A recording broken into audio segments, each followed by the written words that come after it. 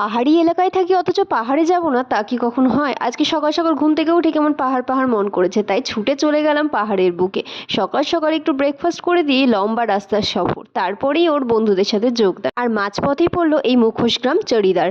এতদিন না হয় অনেক মানুষেরই মুখোশ দেখে এসেছি, কিন্তু এই মুখোশগুলো একটু অন্যরকমেরই। শিল্পীর হাতের নিপুণতা পুরো এর মধ্যে ফুটে উঠেছে। তারপরে আমাদের খিদে পেয়ে গেছিল, তাই একটা রেস্টুরেন্টে সবাই মিলে খেয়ে নিলাম। তারপরে আবার বাইক নিয়ে রওনা দিলাম পাহাড়ের উদ্দেশ্যে। এই আঁকা বাঁকা পথে নিজের প্রিয় মানুষটির সাথে যেতে কিন্তু বড্ড ভালো লাগে। আর এই সুন্দর জায়গায় নিজেদের মধ্যে কথোপকথন আরও জোরালো হয়ে ওঠে। তোমরা কিন্তু একবার ট্রাই করতে পারো। আর সামনেই দেখতে পাচ্ছ অনেক বড় পাহাড়, আর আমরা উপস্থিত হয়ে গেছি, কিন্তু আমি এই জায়গায় নামিনি বটেও।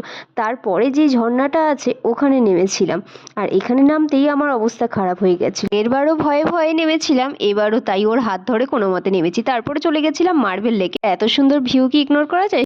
That's all for today.